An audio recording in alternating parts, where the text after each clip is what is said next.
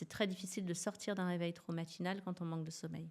Bonjour, je suis Caroline Ferriol, la fée dodo, experte en sommeil des bébés et des enfants. Dans ce podcast filmé, vous allez entrer avec moi dans une vraie consultation avec une vraie famille et une vraie problématique. Yaeli, elle a mis en place dans son rapport au sommeil quelque chose de négatif, mais dans son rapport à l'alimentation quelque chose de négatif aussi. Donc elle a fait ouf. Elle pleure beaucoup, se réveille la nuit et refuse de dormir.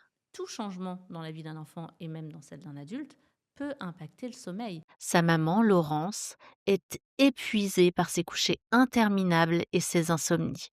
D'autant plus qu'elle attend un petit garçon depuis 5 mois. Le sommeil, ça peut aussi être du rire ensemble. Dans cet épisode, j'aide Laurence à comprendre ce qui se joue derrière les cris et les refus de Yaeli, pour retrouver ensemble des soirées et des nuits plus sereines. L'enjeu, c'est quand je mets quelque chose dans la bouche, ça va me provoquer une sensation agréable et non plus une sensation désagréable.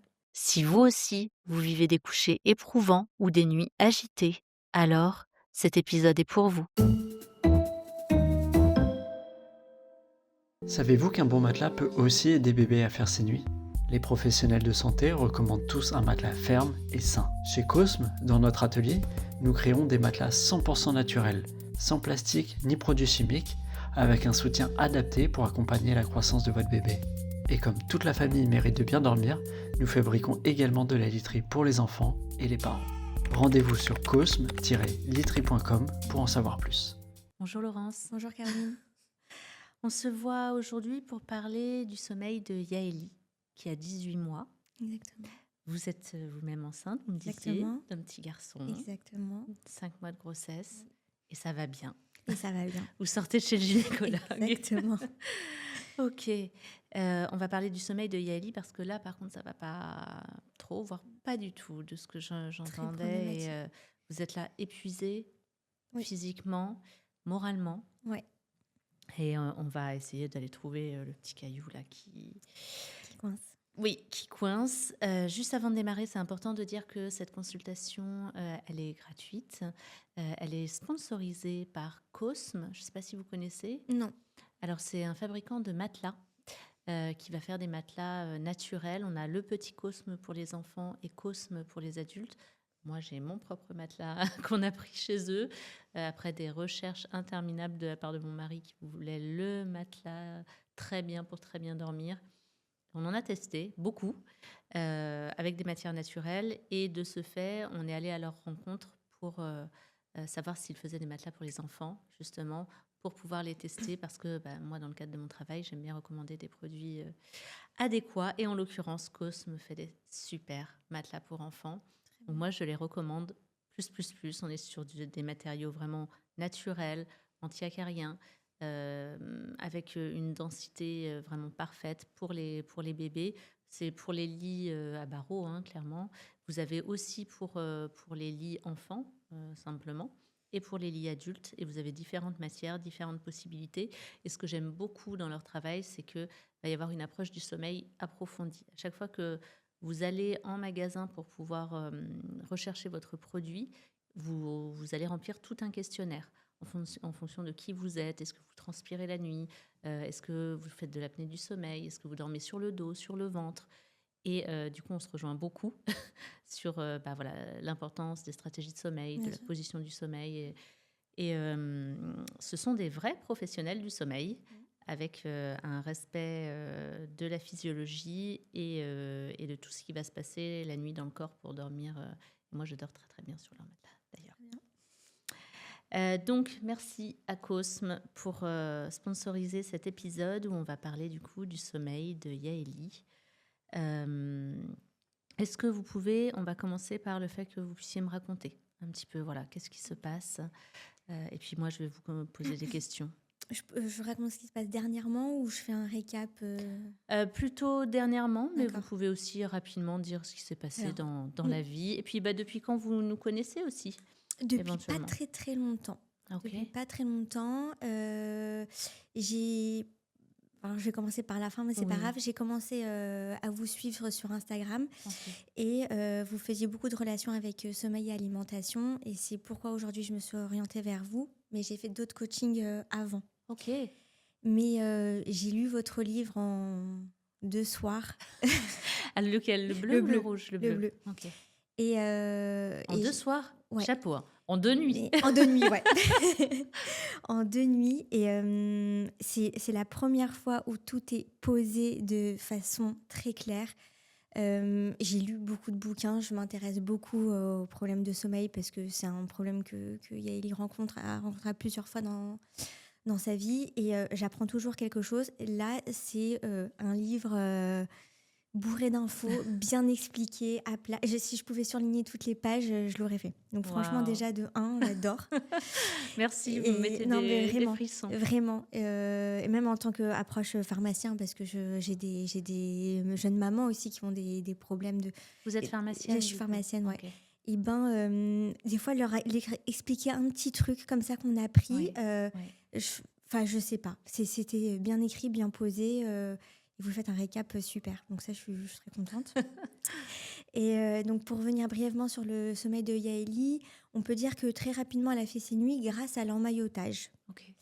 J'ai été suivie par une doula qui nous a expliqué la méthode et tout. Donc, elle a fait des nuits assez rapidement. Il n'y a pas eu beaucoup de biberons à faire très rapidement aussi. Je pense que l'emmaillotage a beaucoup aidé. Ok. Elle a connu les fameuses régressions aux périodes dites qu'on a plus ou moins bien gérées. Ok. Et puis, on va dire que depuis quelques mois, allez, un peu moins de 5 mois, certains psys me font le parallèle avec mon début de grossesse, où c'est très, très compliqué le sommeil de Yaeli. On me dit que voilà, elle a senti qu'il y avait quelque chose en moi qui avait sûrement changé, où je devais être épuisée, etc. On me dit que c'est peut-être quelque chose qui a déclenché un trouble de sommeil. Donc j'ai été accompagnée dernièrement, avant les vacances, par 2 filles super où j'ai retrouvé votre approche, qui m'ont aidée à aller dans le sens de votre travail, c'est accompagner les pleurs. Ok. C'est ce que j'ai fait. Ça a été très dur pour elles, mais c'est ce que j'ai fait. Je vais vous expliquer après pourquoi les limites de ce que j'ai rencontré. Qui m'ont dit, j'étais en train de me perdre c'était des endormissements très difficiles, des réveils 2-3 fois par nuit, avec des temps d'éveil très longs. On parlait de terreur nocturne. Elle était dans un état très énervé, contrarié. Elle me tapait, elle criait, elle pleurait. C'était très difficile à gérer. Donc, j'ai mis beaucoup de choses en place pour réussir à l'endormir convenablement, pour éviter les crises la nuit. Elles m'ont bien expliqué que je me perdais dans tout ce que je pouvais mettre en place. Et c'était aussi le manque de cohérence qui pouvait aussi perturber la petite. Donc, on a un peu recadré les choses. J'ai accompagné en fait le sommeil de Yaeli en étant... le soir à côté d'elle, en ne la prenant plus dans les bras, en faisant le petit rituel. Après, je la pose dans le lit et puis après, elle peut pleurer, etc. J'étais là, tout va bien, etc. Je répétais la même chose. Ça a mis du temps à se mettre en place. Ça s'est mis en place. Mais il y avait quelque chose qui me finissait par me trotter, c'est qu'elle s'endormait toujours sur ses pleurs d'épuisement. Ok. Au bout de combien de temps? Des fois, c'était une demi-heure, des fois, c'est 15 minutes. Après combien de temps de début de mise en œuvre? Il n'y a pas eu de beaucoup d'amélioration, même si ça a été mis en œuvre. Toujours, ces temps d'endormissement étaient un peu longs et toujours dans les pleurs. Pendant des semaines? Pendant des semaines. Ah oui. Ouais. C'était trop long. C'était trop long et ça me faisait mal de la voir s'endormir sur ses pleurs. Alors, j'ai bien compris l'importance que vous disiez sur les pleurs, d'évacuer, etc., que c'est bénéfique. Mais je me disais quand même, malgré tout, tous les soirs s'endormir comme ça me... Oui, non. Voilà. Bon, au final, elle s'endormait. Ok. Elle finissait par faire des nuits plus ou moins correctes. Les filles m'ont expliqué qu'il y avait moins de réveils nocturnes, ne serait-ce que dans la première partie, peut-être parce qu'elle était moins fatiguée, parce qu'on dit que les terreurs nocturnes sont liées sûrement à la surfatigue. Oui. Je ne sais pas jusqu'à quelle heure, d'ailleurs, dans la nuit, on peut parler de terreur nocturne. C'est un réveil jusqu'à quelle heure? Tout dépend de l'heure de coucher de l'enfant. Si elle se couche vers 19h30, 20h? Les terreurs nocturnes vont avoir lieu vers 21h, 22, 23h aussi, alors, ça peut être... Ah non, c'était plus tard quand même. On était sur du 2h du matin, 3h. Non, là, on n'est pas sur de la terreur nocturne. Ok. Non. Ça a été très rare des réveils avant Non, non, alors ça n'a jamais été le cas. Non, c'était pas des terreurs Ok. nocturnes. Alors, Ok. la terreur nocturne, l'enfant n'est même pas réveillé, hein. Il peut avoir les yeux ouverts, mais en Oui. fait, il n'est pas vraiment, il Alors, n'est pas réveillé. donc c'était Elle pas ça. était, elle était Elle était réveillée. réveillée, oui, oui. Oui, En pleurs, elle me frappait le visage. ok. Ouais, c'était. Vous pouviez avoir cause- une interaction avec. Oui, oui, oui, oui, oui. Donc, elle était, elle Ok. était réveillée. D'accord. Ok. Donc ça s'est mis en place comme ça. On est parti en vacances au mois d'août. On a eu des nuits plutôt correctes. Et retour à la rentrée, peut-être le début de la crèche, enfin le début, sa deuxième année de crèche, je sais pas. Tous les problèmes sont revenus. Ok. Aujourd'hui, pourquoi je n'arrive plus à suivre les précédents conseils, c'est parce que je pense qu'il y a un problème d'alimentation qui est lié. Ok. Et que je ne peux pas me dire à 3 heures du matin, lui répéter tout va bien, si je pense qu'elle pleure de faim. Ok. Donc je lui propose des biberons. Elle les prend ? Elle les prend, mais Ok. ça ne la calme pas forcément pour autant, mais elle Ok. les boit. Ok.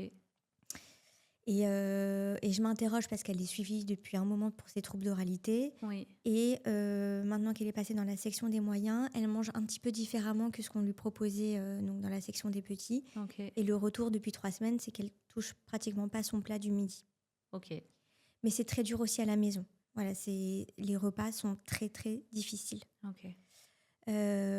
Donc bien que sa courbe de poids a toujours été bonne, je pense qu'il y a des carences qui sont mises en place et qui peuvent peut-être faire défaut sur on le va sommeil. regarder Ouais. en détail. Ouais. Ouais. Voilà, donc en fait, je ne sais plus si aujourd'hui à 3 heures du matin, elle se réveille parce qu'elle a faim ou parce qu'il y a autre chose. Ok. Et le coucher du soir se passe tranquillement ? Non, Non. plus maintenant non plus. Ok. Plus maintenant. Bon, on va checker l'ensemble. Ouais. On va faire un petit diagnostic Ok, global. ouais. Du coup, ça veut dire que c'est une grosse consultation qu'on a. Donc, je vais essayer d'y aller, mais c'est hyper intéressant. Et puis, ce sera intéressant que vous puissiez quand même me dire exactement ce que vous avez fait avec les personnes, ce qu'elles vous ont conseillé, parce que moi, je les connais pas du tout. D'accord. Elles n'ont pas été formées chez nous. Non, Donc, pas de problème. je ne connais pas leur approche et ça peut avoir de l'incidence en positif, en négatif, Pas de rien. problème. Du coup, le réveil le matin est à quelle heure ? 5h30 parfois, 6h si on a de la chance. Ok, On a eu la semaine dernière 4h30 sans qu'elle se rendorme. ok. Le papa peut être présent dans la mise en place de quelque chose ou pas du tout ? Oui. Ok. Il a été intégré précédemment ou... Là, il a été contraint. Mais oui, puisque c'est un papa très impliqué. Ok, Mais quand je suis épuisée, oui, il prend bien le Ok. relais. ok. Ça, c'est important. C'est dommage, ça aurait été bien qu'il soit là. Il regardera la consultation. Exactement. Ok, 5h30, 6h, il n'y a jamais après. C'est-à-dire, avec un long réveil de 2 heures, elle se rendort et elle peut poursuivre beaucoup plus sur le matin. Beaucoup plus, non. On peut avoir du 7h30 s'il y a eu un temps d'éveil. Mais encore, ou 7h, quoi. Ok. 7h30, ça doit être vraiment... Donc, majoritairement, sur une semaine, c'est plutôt 5h30, 6h. Ouais, 6h. 6h. Ok. Qu'est-ce qui se passe à 6h ? Elle se réveille en pleurs ou Elle se réveille calme ? en pleurs. En pleurs. Elle se réveille en pleurs. Elle dort dans sa chambre, Elle dort dans sa chambre, dans un lit à barreaux. Je l'ai vu, très jolie chambre. Alors déjà, la question du lit, on m'a dit des fois, peut-être qu'elle n'aime plus son lit à barreaux. Non, on va sortir de ces On va sortir de choses-là. ça. Ouais. Ok, parce qu'il y a tellement de champs possibles pour... j'étais perdue. Oui. J'étais prête à tout changer. Oui, non, elle a une très bonne chambre avec Ok. un lit tout à fait adapté. Ok, d'accord. J'ai pu regarder. Ok. Tout va très bien va. avec cette chambre. Ok. Ouais, et avec son lit. Alors, à 6h du matin, qu'est-ce qui se passe ? Donc, les filles me disaient, pour essayer de retarder, de prolonger ses nuits, c'était de vraiment la laisser dans la chambre, limite ne pas la sortir de son lit en disant il fait encore nuit, il fait ses dodos, etc. C'est quasi impossible. Elle Ok. montre la porte, elle veut sortir et il suffit que je la prenne dans les bras, qu'elle se laisse glisser pour aller tambouriner à la porte. Oui, ok. Donc, j'ai pas trouvé de moyen pour la contenir. Et... Donc là, à 6h, vous l'élevez maintenant. Ah oui. Ouais, ok. Et elle mange ? Alors j'essaie, même si j'essaie d'attendre 7 heures. Ça, je me suis fait une règle comme ça. Ok. Même si elle est réveillée et qu'elle doit jouer au salon, bah, je lui donne son biberon à 7 heures ou à 6h45. Elle le réclame ou pas? Elle est réclamée, non, mais elle peut. Elle est contente, elle enlève tout de suite la tétine pour tout de suite manger boire son Ok. biberon. Du coup, c'est un biberon de combien? 270.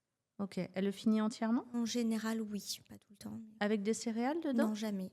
Elle mange autre chose après? Ça dépend. Des fois, si j'ai le temps de lui donner une popote ou un yaourt. Ok. Ensuite, du coup, elle part à la crèche, j'imagine. Mm. La sieste à la crèche a lieu à quelle heure? À peu près en midi 15. Et donc, elle mange avant? Elle mange avant, Elle mange à quelle heure? à 11h15 normalement. Donc là-bas, en ce moment, elle mange rien, c'est ça? Quasi rien. Elle mange la compote s'il y en a une, un bout de pain s'il y en a, un peu de fromage. Mais voilà, tout ce qui est riz, blé, purée, mouliné, ça, elle a du mal avec les doubles textures. Les morceaux aussi, c'est un peu compliqué. Ok. Elle est suivie là pour son trouble de l'oralité? J'ai demandé un rendez-vous avec Tiffany. Ok. J'attends un retour de Tiffany. Oui, ce sera bien. Et très certainement, s'il y a un vrai trouble de l'oralité, ça se diagnostique avec une orthophoniste J'ai pédiatrique. fait quelques séances, j'ai pas vu de résultat. Ah oui, Je d'accord. m'en suis. Ok. C'était quelqu'un à Paris? Ouais. Vous me donnerez son nom Oui, après? ouais. Ouais.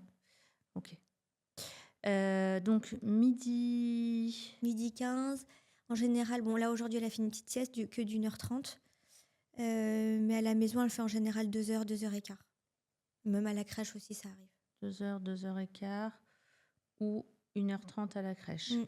Majoritairement combien de temps à la crèche? 1h45, 2h. Ok. Elle s'endort comment? Des fois elle a besoin un peu de... Je pense plus qu'il la berce, mais des fois elle a juste besoin un peu d'accompagnement. Moi à la maison, à peine je fais le mini rituel de fin de coucher, je la pose, c'est ok. Et vous sortez? Et je sors. Ok. Pour la sieste, c'est plus facile que pour le soir, ouais. Ok. Donc elle s'endort sans que vous soyez présente, hein? Bah, normalement, oui. Sauf à la crèche. Parfois, elles me disent qu'elle a besoin un peu qu'on reste à côté d'elle. Ok, parfois présence à la crèche. Donc elle dort jusqu'à 14h30, 14h15. Voilà, à peu près. 14h, 14h30. Ok. Qu'est-ce qui se passe au réveil? Elle a à manger ou pas Alors, tout de suite? j'attends un peu en général, mais à la crèche aussi, ils attendent. En général, elle a un goûter à vers 15h, 15h15. Là, elle prend complètement son yaourt et sa compote. Ok. Et elle sort de la crèche à 16h où Nounou vient la récupérer. Très bien. Ensuite, la fin de journée se déroule de quelle manière au niveau des repas, du rituel et du coucher? Alors, à 16h30, je lui donne toujours... Enfin, je le mets dans la poussette et la nounou lui donne des petits trucs un peu à goûter. Un peu de crackers, un peu de curly, histoire qu'elle mange un petit peu des morceaux, même si tout n'est pas forcément très sain. Bon, au moins, elle mange des morceaux, ça me fait plaisir. Et après, mais j'essaie de pas trop charger ces petits apéros pour qu'à 17h30, elle puisse avoir un repas solide, qui est difficile. 17h30, c'est repas solide. Ouais. Okay. Après, elle fait le bain. Voilà, après le bain, on la sort. Voilà les petits soins du soir. Et puis après, on va dans sa chambre vers 18h15 pour lui donner le biberon du soir, que parfois même elle refuse. Et on essaie vers 18h30 de commencer le rituel de 20 minutes à faire des jeux calmes dans sa chambre avec le rideau un peu baissé pour baisser la luminosité, etc. Pour qu'à 19h, on puisse la poser dans son lit en espérant lui dire bonne nuit et sortir. Ça a marché quelques fois, mais pas tout le temps. Et la plupart du temps, qu'est-ce qui se passe à ce moment-là? Dès que je sors de la chambre, des hurlements. Ok. Et c'est là où mon problème, c'est Qu'est-ce là que où vous faites à certaines ce moment-là? personnes disent la méthode des 5-10-15, vous n'êtes pas trop pour. Non. Le problème, c'est que si je sors pas de la chambre, enfin, dès que je sors de la chambre, elle pleure. Donc je me remets dans la chambre, elle s'arrête. Oui, Mais dès que je repars, elle rehurle. elle rehurle. Donc Ok. si je ne la laisse pas pleurer un petit peu, je ne sais pas quoi faire. Oui, ok. Et donc c'est ça que j'arrive plus à gérer. Et du coup, comment ça se termine? C'est tellement Donc aléatoire. vous laissez 5 minutes, vous Ouais, rentrez. ouais. Quand vous rentrez, vous faites quoi? Tout va bien, j'essaie de pas la prendre et tout. Mais des fois, je la vois mettre son pied sur son tour de lit pour vraiment grimper et sortir de son lit. Des fois, elle tend les bras. Et après, ça dépend de mon, mon niveau de fatigue. Parfois, je cède et je la prends et j'essaie de la calmer. Et parfois, limite, elle s'endort sur moi et je la repose. Ok. Là aussi, quelque chose d'intéressant que j'ai lu chez vous, c'est que c'était la dépendance de la présence que je connaissais pas. Pour moi, c'était OK que je la pose et que je sorte de la chambre, mais vous disiez finalement que lors d'un micro-réveil, si elle ne me voit pas, bah finalement. Et ça, je ne l'avais pas du tout en tête. Donc j'avais installé un matelas pour... alors je passais pas toute la nuit là-bas, hein, mais vers 3 heures du matin, quand je sentais que ça allait être temps d'axe, je me mettais dessus. Malgré tout, ça n'a pas calmé les choses. Vous Ok. voyez. Mais au moins, j'ai joué le jeu, je voulais qu'elle me voie quand elle se Oui. réveille. Ok. Mais ça n'a rien changé. Ok. Donc parfois c'est très difficile. C'est là où je manque de cohérence et peut-être de détermination. Je la prends pas dans les bras, je la laisse pleurer même si je suis à côté, mais Sur une semaine, parce que pour moi, c'est complètement normal de se sentir démuni, etc., et de manquer de cohérence et qu'il y ait plein de choses qui se passent. Moi, là, mon besoin, voire même de la laisser pleurer, etc., là, ce dont j'ai besoin, c'est de savoir, en termes de proportion, statistiquement, c'est aussi bête que ça, sur une semaine, par exemple, on a 7 soirs. Sur 7 soirs, combien de soirs elle se presque endort dans vos bras, par exemple? on a eu une très bonne semaine où elle s'est endormie très bien. Ok. Et ces 4 derniers jours, l'enfer. Et du coup, là, ces 4 derniers jours, elle s'est Dans les endormie bras. dans les bras. Ok. Donc, sur 15 jours, Ouais. il y a eu une semaine très bien et là, depuis... Ouais. Ok. Et une semaine très bien, ça veut dire qu'elle n'a pas du tout rappelé et vous Ou si elle a sortiez... rappelé, elle a eu des petits chouinements, on a attendu 1 ou 2 minutes Ok. Et c'est bon, elle s'est et c'est bon, endormie. elle s'est endormie. Ok. Et là, depuis 4 jours, L'enfer. elle s'est endormie dans les bras. Dans les bras. Hier, j'ai commencé même plus tôt parce que, pareil, j'ai cru comprendre que pour éviter le réveil matinal de 6 heures, il fallait peut-être essayer de la coucher un peu plus tôt. À 18h45, je l'ai posée dans son lit. J'y étais jusqu'à 20h30. Hein. Ok. Là, d'ailleurs, elle s'endort à quelle heure au final, en majorité? Si on peut dire en moyenne, plus vers 19h30 qu'autre chose. Hein. Ouais. Ok. Très bien. La nuit, une fois qu'elle s'est endormie à 19h30, qu'est-ce qui se passe la nuit? Alors, on a eu un réveil à toutes les heures, mais ça commence plutôt en général vers 2h du matin et ça peut aller jusqu'à 5h du matin. C'est rarement des micro-réveils. Hein. C'est des phases d'éveil nocturne très longues. Quand j'ai été coachée par les 2 jeunes filles, j'ai réussi à pas céder, à dire tout va bien, etc. Ça allait plus ou moins. Ça prenait quand même 2 heures, mais c'était gérable. Aujourd'hui, ça recommence. On est dans une hystérie. Hein. On ne peut même pas des fois l'approcher. Elle me frappe le visage. Parfois, je me dis c'est un réveil tétine, mais en fait, elle est en hurlement même avec sa tétine.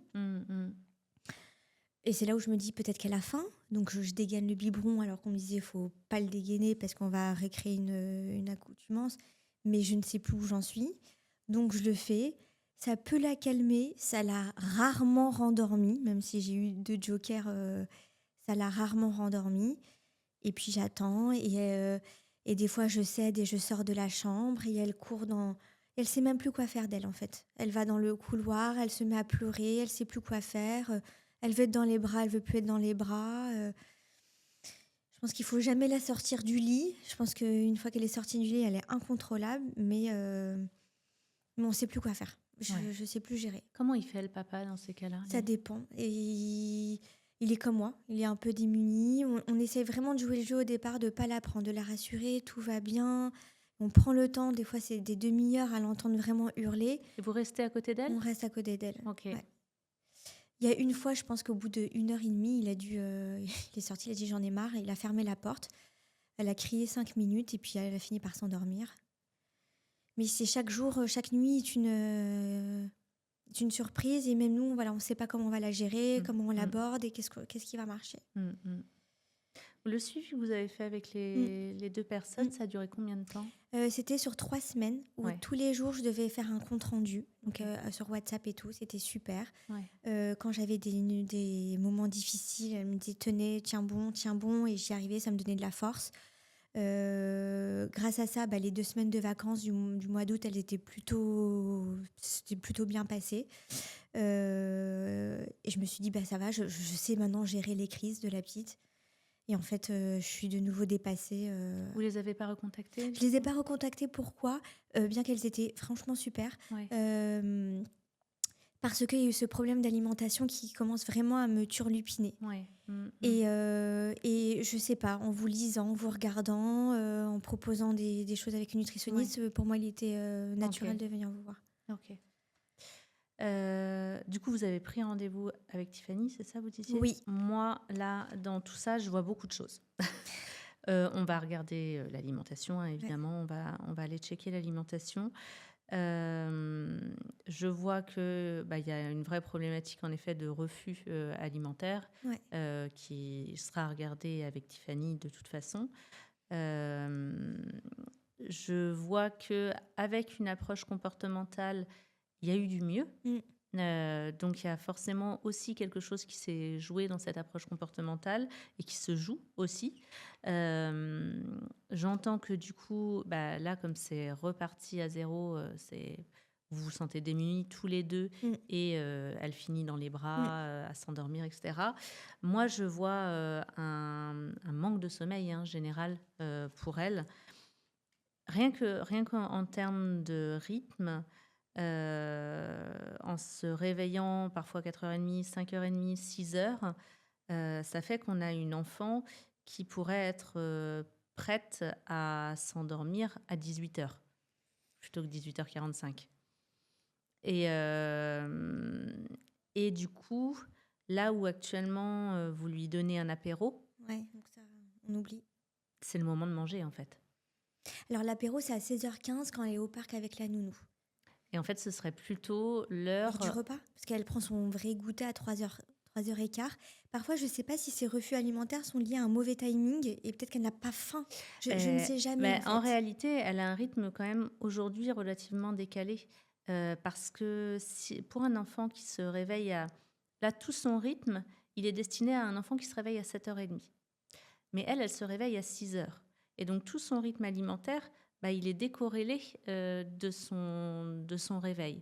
Donc, si on propose à manger même le midi à une enfant qui s'est levée à 6h, si on lui propose à 11h15, 11h30... C'est tard. Mais ça, c'est la crèche. C'est tard et on est pile dans le moment où, en fait, elle pique du nez. Où elle aurait besoin de dormir. Et ça, on ne peut pas jouer dessus. Ça, non, vous pouvez, je sais bien. Mais par contre, à la maison, vous allez pouvoir jouer dessus. Peut-être quand même en parler à la crèche et leur dire, est-ce que ça peut faire partie des premières à qui ils vont proposer l'alimentation, en leur disant que vous essayez des choses avec elle et qu'il y a un vrai impact. Moi, j'ai quand même une enfant qui prend 270 ml de biberon quand elle se réveille le matin. Et... ça, c'est une enfant qui mange, du coup. C'est pour un bébé qui a des grosses difficultés, c'est des bébés qui ne vont pas accepter des grosses quantités dans leur estomac. 270, c'est énorme. Le biberon, ça a toujours été. Le biberon, ça va. Ouais. Enfin, quand il n'y avait que le biberon, parfois, ça n'allait pas. Mais le biberon par rapport au solide, heureusement que j'ai le biberon. Je me raccroche à ça. Oui, parce que ça l'aide à maintenir. Ouais, Et c'est ça. c'est plutôt les sensations en C'est termes ça. de... OK. Ça, vous le verrez de toute Oui. façon avec Tiffany. Moi, j'irais déjà en première intention, sans même regarder le poids, etc. Et on va regarder. Comme c'est très compliqué et que vous avez déjà fait des tentatives pour décaler son heure de réveil à 7 heures et que pour l'instant, ça ne se fait pas, moi, j'irais beaucoup plus sur je m'adapte au départ à son horaire et ensuite, j'effectue un décalage horaire. Donc, moi, j'irais plus sur elle se réveille à 6 heures. Dans ces cas-là, elle a son bib à 6 heures d'entrée de jeu. Ok. Ça va pas la faire réveiller de plus en plus. Non, ça ne va pas la réveiller de plus en plus tôt. Ouais. Non. Par contre, ça peut permettre, au contraire, de recaler toutes ces petites horloges et de faire qu'elle puisse découvrir. Là, l'idée, c'est elle a une relation au sommeil. Elle a mis en place une relation au sommeil très conflictuelle, clairement. En dehors, même si c'était une enfant qui mourait de faim, et bon, j'ai regardé ses courbes, elles ne sont pas catastrophiques. À 18 mois, on ne ferait pas des réveils comme cela. Elle aurait une relation au sommeil. Elle peut avoir une relation au sommeil tout en ayant des grosses difficultés d'alimentation à cet âge-là. Je suis en train de me dire, est-ce qu'il ne faut pas qu'on regarde les courbes d'abord avant que je vous donne, moi, mon interprétation, parce que sinon, on va se perdre. Quelle taille vous faites tous les deux ? Alors moi, je fais 1m57 et mon mari, un peu moins d'1m80, je pense. Ok. Vos frères, sœurs, ils mesurent la même taille que vous ? J'ai une sœur jumelle qui doit avoir 2 cm d'écart et j'ai un frère qui est plutôt petit. Ok. Et vos parents ? Mes parents, ils sont plutôt petits. Oui, ok. Donc là, pour moi, ça fait un potentiel génétique pour Yaeli qui est plutôt dans la moyenne.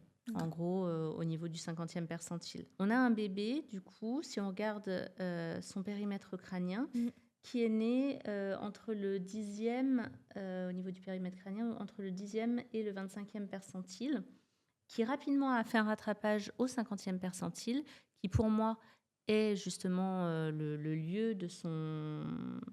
Peut-être même plus, mais en tout cas, le minima pour lui en termes de potentiel génétique, d'être sur ce 50e percentile, le trait médian. Donc là, il a fait ce rattrapage-là entre ces 1 mois et 2 mois.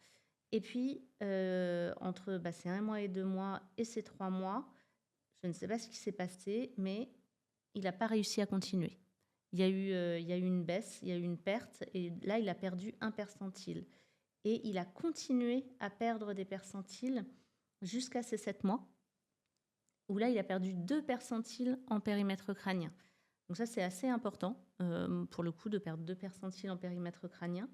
Il a réussi à se stabiliser à 9 mois, et il nous a fait un gros rattrapage, mais j'ai pas jusqu'à ces 18 mois. Non, c'est demain la consultation. Ah oui, c'est demain. Oh, c'est dommage. C'est dommage parce que du coup, là, on a les données jusqu'à ces 11 mois et on n'a pas ce qui se passe. Mais ils ne le prennent pas tout le temps, le tour du périmètre crânien. Il y avait des mesures que je ne remplissais pas au niveau du périmètre crânien. Ok. Donc, Yaeli, c'est une fille, excusez-moi. Oui, c'est pas grave. Je crois que je fatigue de cette semaine de consultation. Donc, Yaeli, elle a fait un rattrapage et elle a réussi à quasi retrouver le 50e percentile. Donc là, c'est plutôt positif. Évidemment, ce serait quand même intéressant de savoir où elle en est là. Mais quand vous allez pouvoir noter le point, puis vous allez me l'envoyer, on pourra voir ça. Ce que vous pouvez avoir en tête, c'est qu'elle a besoin de se situer au niveau du 50e percentile. Mais qu'est-ce qu'on y fait si ça baisse, en fait ? Qu'est-ce qu'on peut y faire ? Eh bien, on va voir ensemble. Globalement, pour qu'un périmètre crânien et une taille soient là où ils ont besoin d'être, ça se joue du côté justement de l'alimentation et du côté de la prise de poids. En fait, pour qu'un bébé puisse grossir et au niveau du périmètre crânien et en taille, il a d'abord besoin de grossir en largeur, en prise de poids. D'abord, je prends du poids, ensuite je grandis. Je prends du poids, je grandis, Et s'il y a un mois où je n'ai pas pris suffisamment de poids, eh bien, je ne vais pas pouvoir grandir suffisamment potentiellement. Ça va tirer un peu, en réalité. Okay. Et c'est pour ça qu'une courbe de poids n'est jamais à lire toute seule. elle est toujours à lire en rapport avec le potentiel génétique des deux parents et toujours à lire en rapport avec le périmètre crânien et la taille et ce qu'ils vont dire. Jamais, ça n'a pas de sens. Une courbe de poids toute seule n'a jamais de sens. Donc là, on a vu qu'il y a eu un déficit calorique. Donc en tout cas, à ce moment-là, pour aujourd'hui, je ne sais pas, mais à ce moment-là, il y a bien eu un déficit calorique qui pouvait être en lien potentiellement avec les difficultés que vous avez rencontrées. Et elle a eu beaucoup de problèmes de reflux aussi. Elle a été sous traitement, etc. Ok. Au niveau de la taille, que nous dit la taille? Même chose, elle est née entre le 10e percentile et le 75e, très proche pas du 75e, du 25e. Elle s'est maintenue au 25e et elle a même réussi à monter au 50e, comme son périmètre crânien. Elle y est montée tout doucement. Ça a été un petit peu difficile, jusqu'à ses 6 mois. Et à 9 mois, on a eu un décrochage, là où elle n'a pas réussi à garder sa courbe. Et elle a réussi à la retrouver, par contre, à ses 12 mois. Maintenant, on va regarder le poids. Et au niveau du poids, eh bien, ça vient nous dire la même chose. C'est-à-dire que à sa naissance, elle était plus proche du 50e percentile en termes de poids, entre le 25e et le 50e, donc le médian. Mais très rapidement, vers 3 mois, globalement, j'ai l'impression 2 mois, non, vers 2 mois, elle a perdu un percentile en termes de poids. Donc là, il y a eu une petite problématique dans les apports, justement, et c'est peut-être ce reflux, etc., tout ce qui s'est passé à ce moment-là. Et là, du coup, elle s'est maintenue, entre guillemets, tant bien que mal, sur le 25e percentile jusqu'à ses 8-9 mois. Et depuis ces 9 mois-là, elle remonte tout doucement jusqu'au 50e percentile. Et donc là, on a une prise à 16 mois, par contre. Donc ça, c'est intéressant.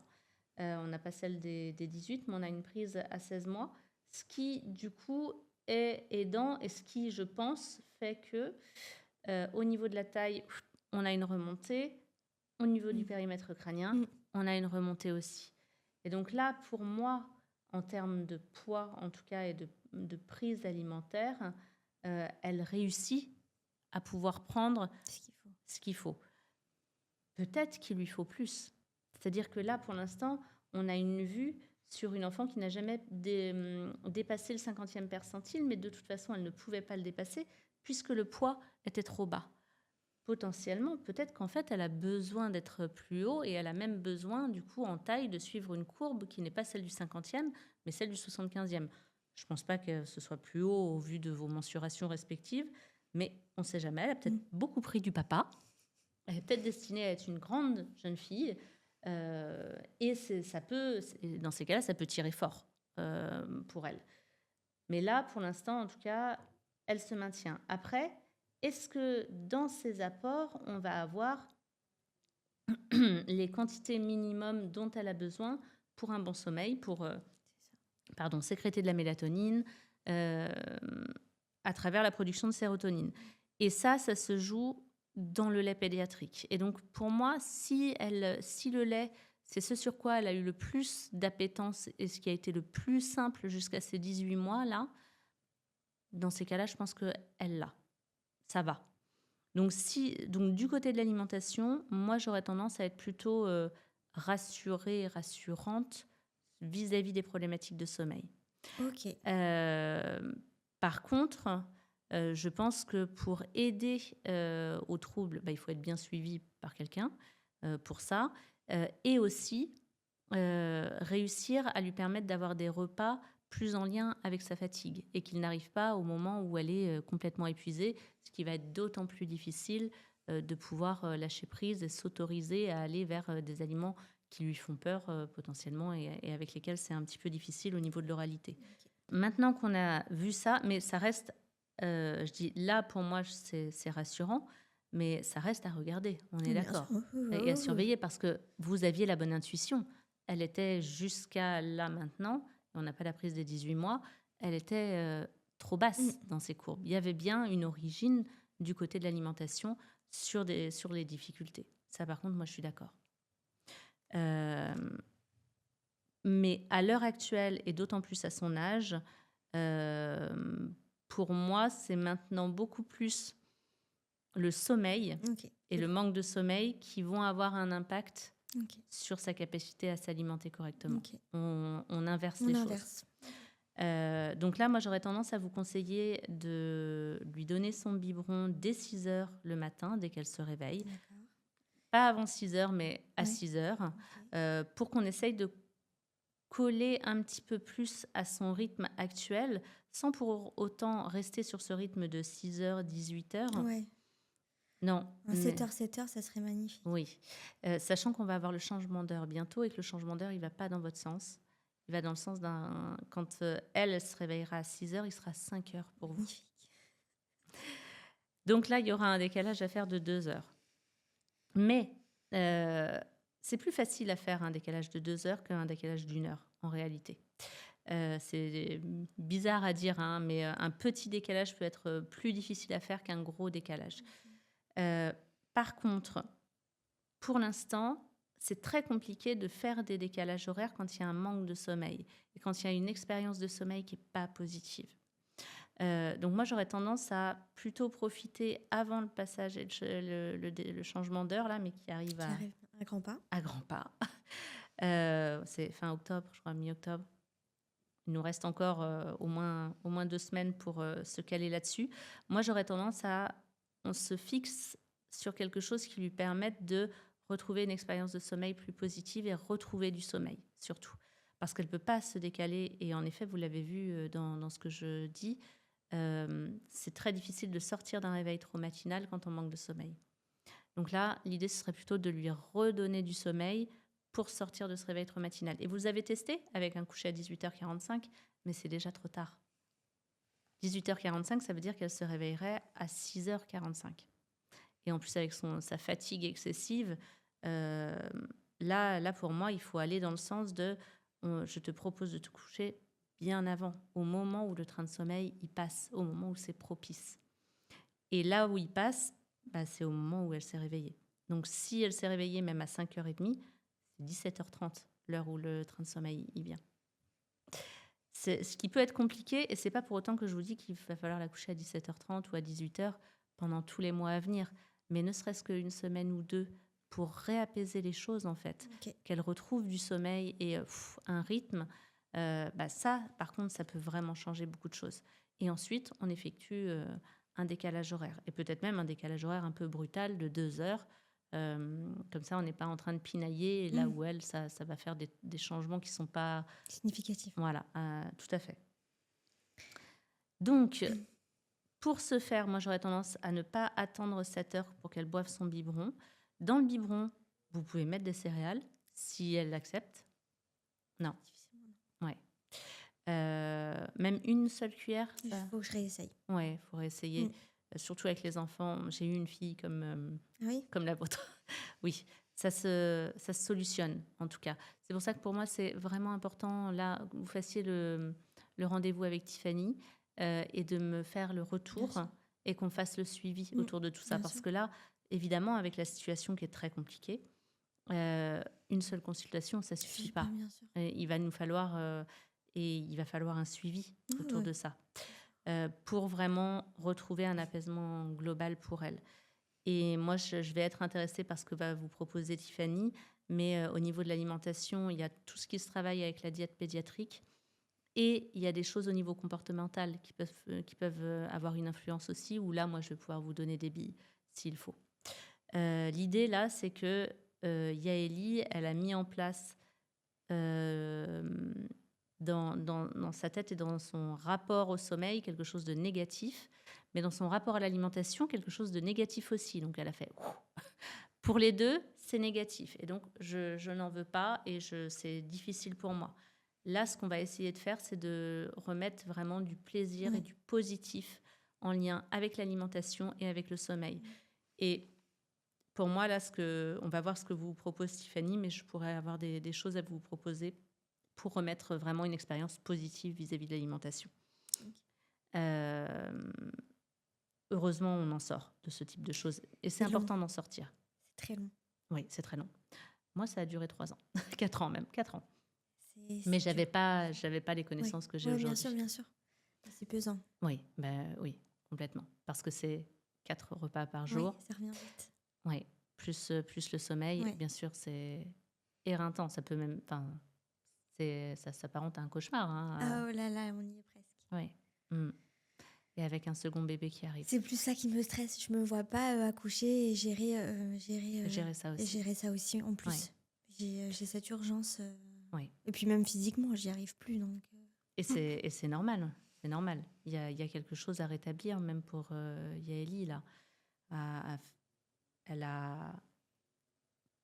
On n'a pas la raison initiale. Vous pensez que c'est lié à la grossesse? Non.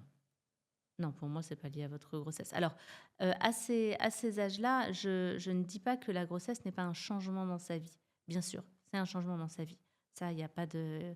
C'est les enfants, les enfants plus grands sentent quand maman est enceinte, parfois même avant la maman, les changements, la manière d'être, parce que sa manière de communiquer, c'est vraiment de vous regarder, de vous détailler à chaque instant. Donc, elle voit. Ça, c'est sûr. Il n'y a pas de souci là-dessus. Et c'est un changement dans sa vie. Mais c'est un changement dans sa vie, comme un déménagement, comme une entrée à la crèche, comme c'est un changement dans sa vie. Et c'est pas pour autant un drame irrémédiable. Et tout changement dans la vie d'un enfant, et même dans celle d'un adulte, peut impacter le sommeil et peut impacter même l'alimentation, l'humeur, provoquer un petit stress, des interrogations, ce genre de choses. Par contre, que ça se transforme en bataille, non, ça n'a pas lieu. Je le vois dans plein de familles, ça peut être le cas, mais c'est parce que tout le monde est parti là-dedans. Mais il faut pas. On peut le mettre en petit élément déclencheur, mais c'est pas ce qui fait que ça perdure, en tout cas. Donc, on va pas mettre ça sur le dos de ce petit bébé qui peut arriver, qui a le droit d'être là. Tout est OK, ni sur vous. Vous n'êtes pas en faute et en responsabilité vis-à-vis de ça.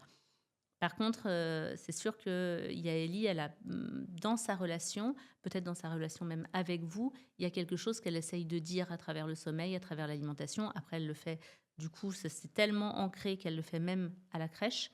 Pour le coup, pour certains enfants, à la crèche ou avec une autre personne, ça va mieux. Pour certains, du coup, ça réduit tellement l'estomac, il y a une telle méfiance et défiance qu'ils n'en veulent plus. Et puis, quand même, il y a eu une carence calorique pour elle pendant un long temps. Donc, pour elle, la nourriture, ça provoque pas une expérience positive. Ouais. Et moi, je retrouve ça chez beaucoup, beaucoup de petits bébés où, comme au départ de la vie, ils ont beaucoup pleuré pour avoir besoin de se nourrir plus et qu'il y a eu des petits couacs qui ont fait que ça n'a pas été possible, ils mettent en place une défiance vis-à-vis de la nourriture. Et remettre du positif là-dedans, ça prend du temps. Ça prend du temps, mais ça se fait. Avec beaucoup de joie, beaucoup de lâcher-prise. C'est ce qui est très difficile, parce que dès lors que, justement, ça devient compliqué, on a tendance à se crisper énormément. C'est quand même les deux enjeux forts, le sommeil, l'alimentation. C'est vital. Et pour une maman, c'est horrible. Donc, je sais ce que vous vivez, à travers mon expérience et à travers l'expérience de toutes les familles que j'accompagne comme ça, parce qu'on n'est pas toute seule. Ça arrive. Et la bonne nouvelle, c'est qu'on s'en sort. Ça passe pas. Non, je suis pas d'accord avec le mot « ça passe ». Non, ça passe pas. Ça peut durer très, très, très longtemps quand on met pas des choses en place. Oui, non, ça, être actif sur le sujet, ça, c'est important. Mais par contre, on peut s'en sortir. On peut arrêter ce cercle-là et reprendre un autre cercle vertueux, complètement, en détectant les choses.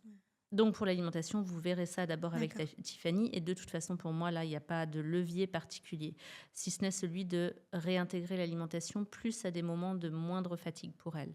Donc, dès le réveil le matin, 7h, et après le bib... 6h, du coup. 6h, pardon. C'est moi qui commence à être fatiguée. Je suis désolée. Non, pas de problème. Dès le réveil, du coup, à 6h, et pouvoir lui proposer aussi... en mode jeu, patouille, de la nourriture. Mais pas de la nourriture presque habituelle, voire même plutôt des choses que vous mangez vous, ou des choses qui sortent de l'ordinaire, ou un peu colorées, voire même un peu sucrées, Alors qu'on ne donne pas de sucre à un enfant de moins de 3 ans, on est d'accord. Mais là, il y a un enjeu différent avec elle. L'enjeu, c'est quand je Plaisir. mets quelque chose dans la bouche, ça va me provoquer une sensation agréable Ouais. et non plus une sensation désagréable. Et là, ça change tout. Et donc, il faut réussir à produire le fait que quand je mets la chose à la bouche, wouh. Et qu'est-ce qui fait wouh? Bah, le sucre, le sel, ce genre de choses. Qu'est-ce qui donne envie de mettre à la bouche? Les choses colorées, Ok. sympas. Pas forcément ce que vous mangez, mais c'est important qu'elle vous voie manger quand même. Et que, pour vous, ce soit complètement indifférent. C'est-à-dire que elle mange ce qu'elle veut, on passe un bon moment tous ensemble. Ça peut être à table, ça peut être, on met Mm. ça par terre sur une grande nappe, et puis on mange, on patoute. Tiens, qu'est-ce qu'on a dans les placards? On a ça, on a ça. Tiens, maman, elle a acheté ça. Oh, j'ai vu ça au magasin, ça m'a donné trop envie. Tout et n'importe quoi, réellement. Hein. Tout et n'importe quoi. Vous voyez ça avec Tiffany, hein, évidemment. Vous Ouais. recheckez avec Tiffany. Moi, je n'ai pas le Ok. droit normalement de. Non, évidemment, vous recheckez avec Bien sûr, bien Tiffany. sûr. Mais ça peut être vraiment tout et n'importe quoi parce D'accord. que la seule chose, c'est que ça lui donne envie, elle s'en met sur les mains, peut-être du sucre ou des choses, elle va faire ça. Ah, ok, j'ai envie de plus, tiens. Et cette texture-là va être ok parce qu'il y a une sensation agréable Ok. avec. Et on est sorti de situations très difficiles comme ça avec des bébés dans plein de familles, des bébés, des enfants, où on leur a permis de ne manger que ce qu'ils voulaient pendant toute une période. C'était pas du tout sain, équilibré, etc. Mais c'est des enfants qui, du coup, ont repris de l'appétence à manger, à être présents, à aller vers la nourriture. Et petit à petit, on fait découvrir plein de choses parce que l'enfant se met à réaccepter de mettre à la bouche, Ouais. à réaccepter d'avoir une sensation, de découvrir et de s'ouvrir à tous les possibles des plaisirs de la nourriture. Mais sur le coup, un brocoli, ça donne pas beaucoup de plaisir en soi. Et, euh, et de cette manière-là, on peut retrouver cette approche plaisir pour l'enfant vis-à-vis de la nourriture. Et ça passe par là. Ok. Bien suivi avec Bien une sûr. diète. Bon, il y a certaines mamans qui l'ont fait sans une diète, mais il y a une vraie notion de lâcher prise de ce côté-là aussi. Mais mieux vaut un enfant qui mange n'importe quoi l'espace de 3 semaines, 1 mois, voire même 3 mois, et qui derrière va très bien manger, qu'un enfant qui ne mange pas ou trop peu, de rien du tout, Ok. et qui va faire un blocage comme ça pendant Mm. des années. D'accord. Et où là, va y avoir des carences qui, en effet, peuvent s'installer dès lors que le biberon suffit plus. Et là, heureusement, quand même, il y a encore le biberon. Ouais. Heureusement, elle n'a que 18 mois. Ouais. Et il y a des apports importants de ce côté-là, Mm. même si bientôt, ça va plus tout remplir, Ouais. bien sûr. Mais je vous dis tout ça pour vous donner des perspectives. Mhm. C'est possible. Et heureusement, aucun être humain ne résiste au sucre et au sel. J'ai essayé. Parlez-en avec Tiffany. Ouais. Donc, du coup, 6 heures biberon et après, j'enchaîne avec un côté plaisir au petit déjeuner ou oui. pas? Ok. Ouais, pour moi, il faut enchaîner avec quelque chose de plaisir en diversification autre Que que le du biberon. lait. D'accord. Et autre qu'un yaourt, nature. Oui, et autre qu'un yaourt nature. Idéalement, vraiment quelque chose à texturer, en fait, hein, puisque c'est là où elle est sa difficulté. Et qui puisse être mangé, même pas forcément à table, Oui, bien sûr. où elle veut. Le repas, 11h15, du coup, à la crèche. Ouais. Si chez vous, vous arrivez à le faire plus tôt, Donc, ça peut être bien. Si chez vous, vous arrivez à la coucher même plus tôt pour la sieste, ça peut être bien aussi parce qu'à 6h, sa sieste, elle est plus proche de 11h, 11h30 que midi, avec ce décalage-là, en fait. d'accord. Du coup, et après, à la crèche, vous ne pouvez pas faire grand-chose, malheureusement. Mais c'est l'espace de quelques temps.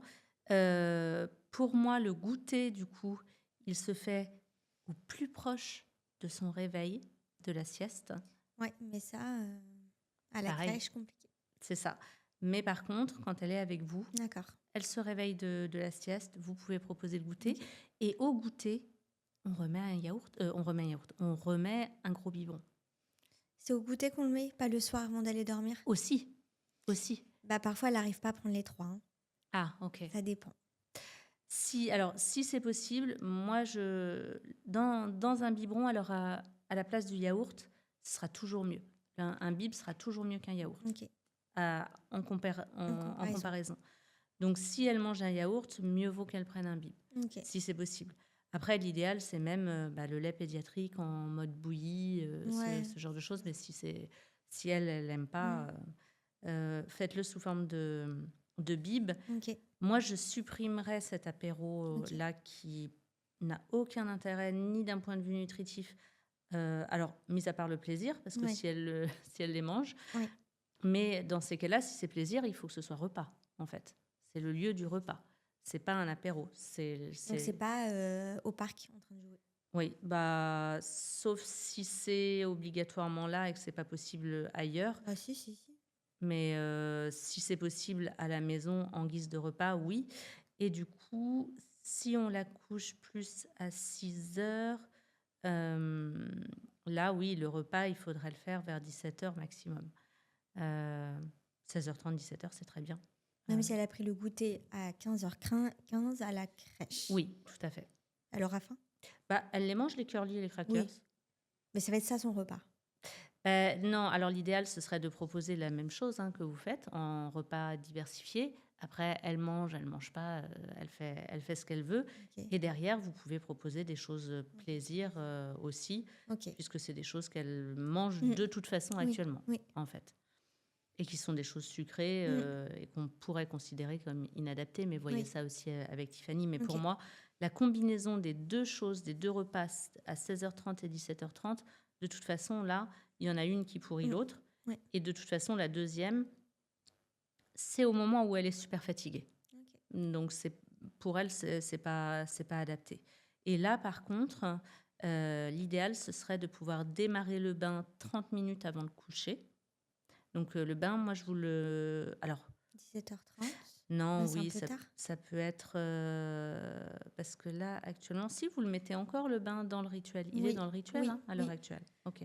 Mais c'est un bain, elle me disait, les filles, c'est un bain où elle s'amuse dans le bain. Oui.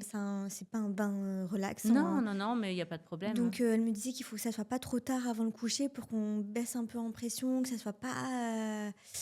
Quelque non. chose où elle s'amuse. Voilà, que ça soit pas trop... Il n'y a aucun problème. Ok. Il y a aucun D'accord. problème à s'amuser pendant le rituel du coucher. Et là, on va remettre du plaisir, Ok. justement. Parce que pour Yaeli, il n'y a plus du tout la notion de plaisir. C'est là où on va en retrouver. Du coup, moi, je ferai le bain en début de rituel de coucher, donc 17h30. Ok. Vous, actuellement, c'est 18h15, donc un temps plus tôt. Ensuite, vous faites la mise en pyjama, etc. Le dernier bib dans les bras, Ouais. au calme, dans sa chambre, avec un gros câlin, etc. Comme vous faites, c'est très bien. Et ensuite, la mise au lit. Alors, avant ça, je la posais par terre sur un tapis. Elle jouait 15 minutes aux gommettes. Ça faisait partie du rituel. Ok. Moment calme. Voilà. Alors, si ça rentre dans le timing des 30 minutes, Ok. oui. Si ça rentre pas, non. Moi, je n'irai pas faire ça parce que là, actuellement, en plus, ça lui apporte pas grand-chose. Ouais. Elle est déjà fatiguée. Ok. Par contre, ce que vous pouvez faire, c'est lire une petite histoire en même temps que le biberon, si vous voulez. Les histoires, elle arrache les livres. C'est pas un moment de détente, l'histoire. Ouais. Et en même temps, ça se passait tard. Là, ça va être plus tôt. Ok, Essayez. on essaye. Ok. Essayez voir. Je sors 3 petites histoires pour enfants, Ok. adaptées à son âge. Bon, si elle me déchire pas les pages,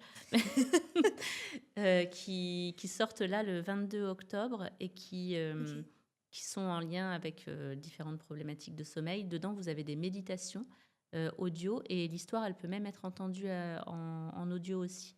Est-ce que ça, c'est bien justement, j'allais vous poser la question parce que j'ai suivi quelques consultations filmées où il y a le Toonies, là. La tonise. La tonise. Oui. Et quoi, c'est on appuie, il y a une Alors, histoire? c'est des petits personnages et en Ouais. effet, avec le Tony Créatif, vous pouvez télécharger 10 méditations gratuites, mais il y a aussi des histoires, ce genre de choses. Mais est-ce que on rentre dans ça ou est-ce que je rentre pas dans ça? Moi, j'irais pas spécialement là-dedans, D'accord. à 18 mois. OK. Plutôt, alors éventuellement, se donner le temps d'écouter une petite méditation ensemble pendant la lecture du biberon. La lecture du biberon. Mais j'ai compris. Pendant la lecture de l'histoire et le biberon. D'accord. Oui, pourquoi pas. Laisser une méditation à l'enfant pour qu'il s'endorme. Je suis pas trop pour, mais c'est des choses qui se font souvent avec les enfants un petit peu plus grands. Ouais, c'est ce que je me dis. OK. Et qui peuvent aider parfois avec Ouais. les enfants plus grands, même si je suis pas trop pour non plus. OK. Mais je sais que ça se fait, Ouais. c'est possible et il n'y a pas de drame OK, et ouais. ça se fait aussi très bien. Euh, Là, moi, j'irais beaucoup plus sur une fin de rituel, par contre, qui se fait dans la joie.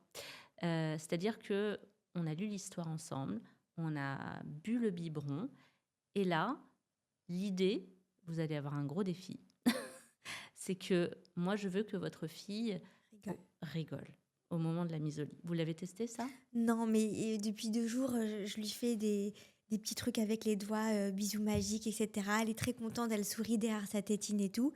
Mais du coup, il y a tellement peut-être une grande connexion que quand je la mets dans le lit, c'est le drame. Alors qu'avant, quand je faisais rien, c'était OK.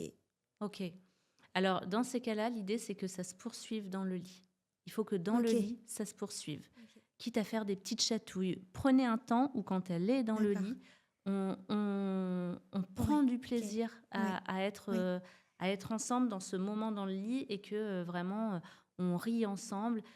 Et même si c'est même un petit peu long, jusqu'à ce que on se dise toutes les deux, Fouah, ça c'est bon, OK. Ah là, c'est on rigolo. a bien déchargé Ouais. ensemble hein, aussi à travers ça. Ouh, ok, allez, bah, gros bisous, gros câlin, à demain. Peut-être qu'elle va hurler aussi, hein, mais que à chaque fois, le fait d'être mise au lit, que cette séparation, elle se fasse dans le rire. OK. Et ça n'empêche pas, d'ailleurs, que si elle se met à hurler, vous pouvez être, vous sortez de la chambre, même en pas rapide, et puis vous vous cachez derrière la porte, et puis elle se met à hurler, vous faites hey, coucou, bah qu'est-ce que tu fais? Maman est encore là, vous y retournez, vous la rechatouillez, et vous ressortez. Faire de l'absence-présence un Mais petit ça peu peut comme durer ça. des heures. En coucou, oui, c'est possible, mais alors pas des heures idéalement, mais que vous puissiez le faire, qu'elle expérimente la Ah OK. séparation autrement qu'en hurlant. OK. Et qu'elle dise ah, mais maman, elle a changé de mode là, Ouais. qu'est-ce qui se Ouais. passe? On sort du truc, Ouais. et on peut aussi se séparer en rigolant en Ouais. fait. On peut aussi, le sommeil, ça peut aussi être du rire ensemble. OK. Ça fait partie pour moi des possibles. Alors, idéalement, non, pas des heures, vous faites ça un petit peu. Et puis, bah, si vraiment elle a besoin ou envie de hurler, Ouais. c'est OK. Et là, par contre, Qu'est-ce vous qu'on allez fait? faire de l'absence complète, vous, de votre côté. Pour moi, là, il faut que ce soit papa qui prenne le relais à partir de là. Moi, je vous conseille de sortir de cette histoire. Alors, on pourrait même vous faire sortir de la relation de séparation avant ça, c'est-à-dire dès la fin du biberon, et que, voire même que ça puisse être papa qui fasse le dernier biberon avec l'histoire, et que ce soit lui qui la couche tous les soirs et qui fasse la séparation. Ça fait partie des propositions possibles. OK. Et ça pourra faire partie des choses, si vous voulez, que vous pouvez tester. Moi, j'aimerais quand même bien que vous testiez d'abord le rire et le... Mais si vous sentez que vous, là, vous êtes épuisé, vous avez besoin de prendre soin de ce petit bébé, de sortir de tout ça, Ouais. et que ça s'apaise, et que le sommeil, c'est plus votre problème, et ça peut être hyper apaisant très, très facilement aussi. Vous pouvez aussi dire au papa, maintenant c'est toi, et tu as l'option rire, jeu, ça peut aussi être top, parce que justement, elle va découvrir autre chose. Tiens, c'est plus maman, c'est plus ce qu'on vivait avec maman, c'est papa, et il a une approche différente là de la séparation. C'est pas pour autant que vous pourrez plus jamais coucher votre fille. Bien sûr. Ça, l'idéal, c'est que ce soit papa qui le fasse pendant une durée quasi de 1 mois. Ça va être compliqué. Si possible. Bon, après, 2-3 semaines, si possible. Pas tous les jours, c'est pas possible. Mais déjà, en règle générale, c'est la nounou qui la couche. Ok. Quand elle y arrive, Le soir? le soir. Ok. quand Même elle y si c'est arrive. difficile. Et ensuite? Et ensuite, alors pendant la période très critique avant les vacances, impossible, donc je partais du travail pour la coucher, mais il était déjà très tard. Ok. Et ça faisait 2 mois qu'elle n'arrivait plus à la coucher, donc c'est moi qui l'endormais avec toute méthode possible et inimaginable.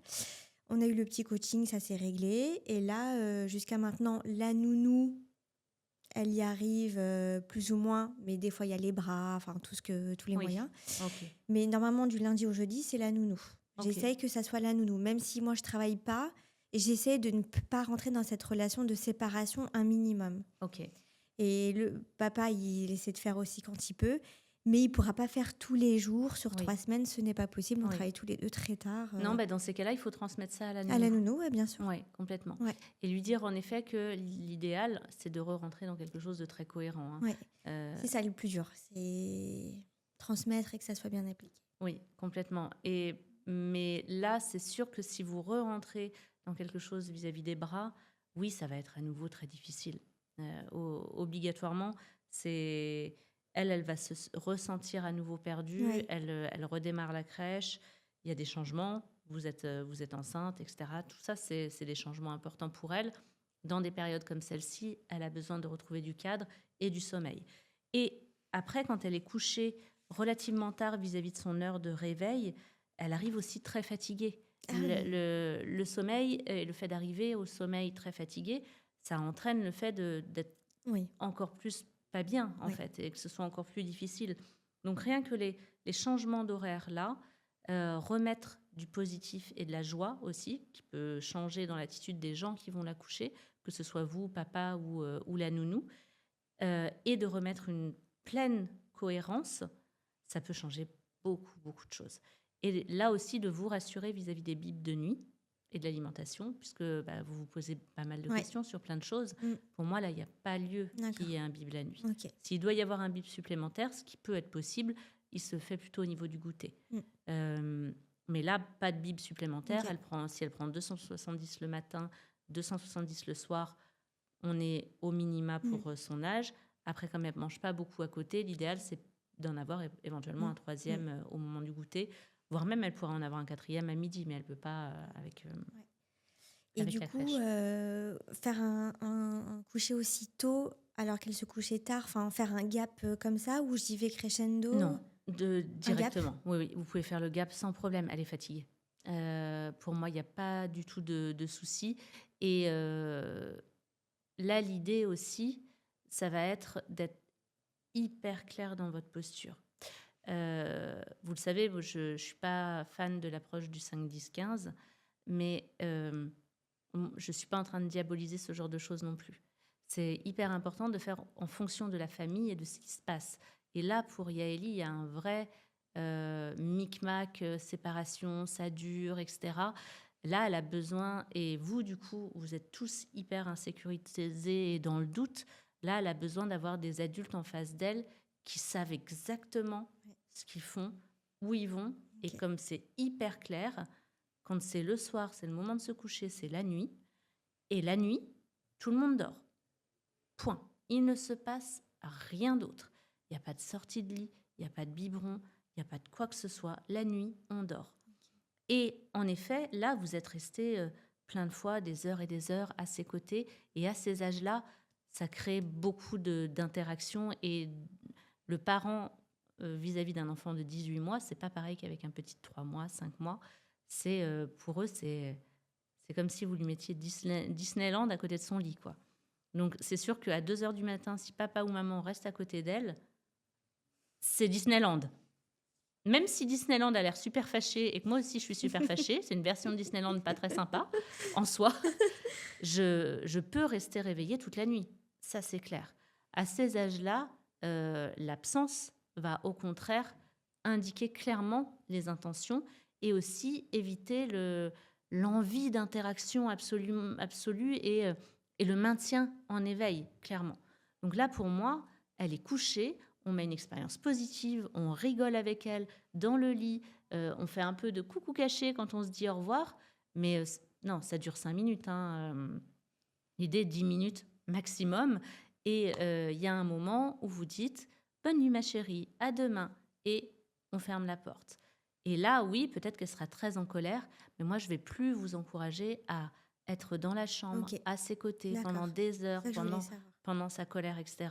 Parce que là, on maintient le truc. Il n'y aura pas un sentiment d'abandon, de mal-être, etc. Alors, je ne vous dis pas de ne pas rentrer, de pas rentrer dans sa chambre, de ne pas lui indiquer qu'il y a bien du monde ici. Une des choses, ça va être, vous pouvez faire du bruit dans la maison, déjà. C'est vous parlez, vous prenez une douche, vous mangez, vous discutez, vous passez à côté de la porte. La vie à la maison, elle continue. Elle n'est pas toute seule. Abandonnez cet enfant. Elle entend qu'il y a du monde, même si elle est très en colère. Et puis, vous pouvez aller de temps en temps. Après, vous pouvez vous donner des timings si vous voulez, mais ça peut aussi être au ressenti. Mm. Vous entr'ouvrez la porte. Et là, moi, je vous invite même pas à aller dans la Ouais. chambre ou faire. Vous entr'ouvrez la porte, vous passez la tête, vous dites hey chérie, là, t'es en colère, on entend, mais c'est la nuit. À demain. Et vous refermez la porte. Point. Si à un moment donné, vous vous dites, vous êtes inquiète, vous dites, oh là là, mais est-ce qu'elle n'a pas fait caca? Est-ce qu'elle n'est pas bien? Est-ce qu'elle ne se sent pas abandonnée malgré tout? Elle n'a pas 5 mois. Elle sait qu'elle n'est pas abandonnée. Hein. Ok. Elle est... D'ailleurs, vous avez déjà laissé plusieurs fois, au final. Elle sait qu'elle est dans cette chambre, elle la connaît. Ce n'est pas la première fois qu'elle y dort. Elle entend le bruit dans cette maison. Vous venez de temps en temps dire « Hey, c'est la nuit ». Vous n'êtes pas fâché, vous n'êtes pas en train de lui dire « C'est la nuit ». Vous n'êtes pas en train de lui hurler dessus. Mhm. Vous ne mettez pas de punition, de haine ou de colère. Vous dites simplement à votre enfant « C'est la nuit, à demain, ma chérie ». Et si vous avez vraiment envie, vous avez la possibilité de vérifier son état ou quoi que ce soit. Et dans ces cas-là, vous rentrez dans la chambre, vous allez jusqu'au lit, vous regardez ce qui se passe pour elle et vous lui dites « Tout va bien ma chérie, est-ce que tu veux te rallonger ?» La forcez pas à se rallonger si elle est debout. Si elle veut hurler debout, elle a complètement le droit. Et puis, vous lui faites un gros bisou. Je t'aime fort. Dans la joie, la légèreté, le lâcher-prise, tout va bien. Tout va très bien. Tu veux être en colère, c'est ton droit. Tu as le droit d'être en colère. Nous, par contre, là, c'est le soir et c'est la nuit. Et ton choix du coucher, de comment tu l'appréhendes, c'est... Et vous pouvez lui dire aussi, avant de la coucher, la prévenir et lui dire tout ce qui va changer. Ça va être important de poser des mots. Et de lui dire aussi, et de reposer la zone de sécurité pour elle. Vous l'avez lu dans le livre, j'imagine, dans le livre bleu, j'en parle pas mal. Là, il y a eu un changement, en effet, important avec votre grossesse, etc. Donc, ça peut être bien de le mentionner et de pouvoir lui dire, ma chérie, en effet, là, depuis 5 mois, maman, elle attend un petit bébé, tu vas avoir un petit frère. Ça a pu changer des choses. Maman, elle a pu être plus fatiguée. Ça fait que, voilà, il y a des changements. Oui, je valide tout ça. Tu as pu voir des émotions différentes chez maman, chez papa, complètement, ma chérie. Et toi, pour autant, tu peux continuer ta vie de bébé. Toi, tu es en sécurité. Tu peux dormir tranquillement, tu peux manger tranquillement. Tu peux continuer ta vie. Papa et maman, ils règlent ça avec des adultes. Toi, tu fais ta vie de bébé. On est là. On t'aime très fort. Tout va très bien. Et à partir d'aujourd'hui, ma chérie, là, papa et maman, ils vont mettre en place des choses pour que ça aille mieux pour ton sommeil aussi. Donc là, le soir maintenant, on va rigoler en se disant au revoir. Et quand c'est la nuit, c'est la nuit. On pourra venir te dire éventuellement que c'est la nuit, mais nous, la nuit, on ne peut rien faire pour toi, ma chérie. Tu sais dormir, c'est tes capacités, et nous, la nuit, on a besoin de dormir aussi. Tout le monde est là dans cette maison, tu es en sécurité dans ta chambre. Et là, c'est des grandes choses qui vont changer, tu vas pouvoir bien te reposer. Vous la prévenez, vous lui posez des mots comme ça pour la sécuriser, vous vous resécurisez aussi, vous vous réalignez. Et vous pouvez mettre en place dès le premier soir, dès ce soir, dès demain soir, quand vous voulez, vous alignez tout le monde en même temps, papa, nounou aussi. Et à partir de ce soir, on se quitte dans la joie, vous dans votre intention, mais elle, et vous pouvez lui dire, si toi tu as besoin que quand on se dit au revoir, tu as besoin de dire de la colère, tu as le droit, ma chérie. Et pour autant, c'est le moment du sommeil. Papa et maman, eux, ils vont faire ce qu'ils ont à faire et puis après, on ira faire dodo. Et si tu veux te réveiller dans la nuit et dire ta colère, et c'est OK, mais là, c'est la nuit. Et tu peux faire ce que tu veux, c'est ton droit. Et puis, tu as aussi le droit, ma chérie, de dormir toute la nuit. Et tu as le droit aussi de t'endormir avec de la joie. C'est comme tu veux, c'est tes choix à toi. Moi, je ne peux pas faire quoi que ce soit pour ça, contre ça. C'est toi qui choisiras. Et là, vous lâchez prise aussi. Vous lui redonnez son pouvoir. C'est elle qui choisit. Et à 18 mois, elle est en âge de pouvoir choisir comment elle s'endort. Et si elle veut dire qu'elle n'est pas contente, ou si elle choisit plutôt un sommeil apaisé. Vous aurez tout fait pour que ce soit possible. Elle n'est pas en manque d'alimentation, on l'a vu ensemble. Elle est en sécurité, elle est dans un lit adapté, elle a tout ce qu'il lui faut. Elle a l'amour de ses deux parents, elle a l'attention de ses deux parents. Elle a une maman qui, enceinte de 5 mois, est venue ici en courant faire cette consultation pour que ça aille bien pour cet enfant. Vous veillez très bien sur cette petite fille. Et là, du coup, elle a tout ce qu'il lui faut pour pouvoir dormir correctement. Elle va bien. Ok. Ça va ? Ça va. C'est là, vous faites ça et peu importe le temps que ça dure, vous y allez de temps en temps, vous ouvrez la porte, vous lui dites « c'est la nuit ma chérie, à demain » et vous refermez la porte. Si à un moment donné vous voulez y aller, vous y allez, mais vraiment dans une énergie de joie différente. Ok, je check que tout va bien pour toi mon bébé. Ok, super, gros bisous, à demain et vous ressortez.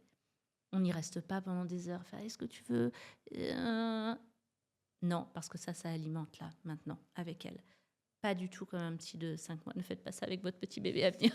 Il y a des choses que qu'il faut éviter. Oui, mais là, avec elle, là, non. Parce qu'on est vraiment dans quelque chose où j'ai une espérance dans la communication que j'entretiens avec mes parents. Quand elle vient, maman, comment ça peut se terminer ? Ça peut se terminer plein de manières. Ouais. Et donc, j'espère, je continue. Ouais. Et du coup, mes parents ne sont pas clairs. Je ne sais pas où on va, en fait. Et elle est insécurisée et vous aussi. Donc là, tout le monde est hyper aligné. Même si elle jette tétine, doudou, Complètement. et qu'elle veut grimper sur son... Alors, on veille à ce qu'elle ne puisse pas grimper, bien sûr. quitte à enlever le tour de lit. Le tour de lit, ok. Il faut qu'elle soit en sécurité dans ce lit, complètement. Mais elle peut jeter tétine et doudou sans aucun problème. C'est le must des petits de cet âge-là. Et moi, j'explique que c'est normal, en fait, parce que quand on est en colère, même en tant qu'adulte, on a l'image du lancer des assiettes. Ouais. Oui, elle lance ce qu'elle a à disposition. Elle apprend son pauvre compagnon plus tard. C'est OK, en fait. On lui redonne ou pas ? Pas tout de suite. Tant qu'il y a de la colère, ça n'a pas de sens de lui redonner. Okay. Si, à un moment donné, vous entendez qu'il y a moins de colère éventuellement, là, vous pouvez vous dire « Ah, tiens, c'est le moment de redonner le doudou ». Vous n'êtes même pas obligé d'y aller et de redonner tétine et doudou. Elle peut s'endormir sans tétine et doudou. Mais si vous avez envie... Mais la tétine, je ne vois pas comment elle peut s'endormir sans. Elle peut. Je vous assure que c'est possible.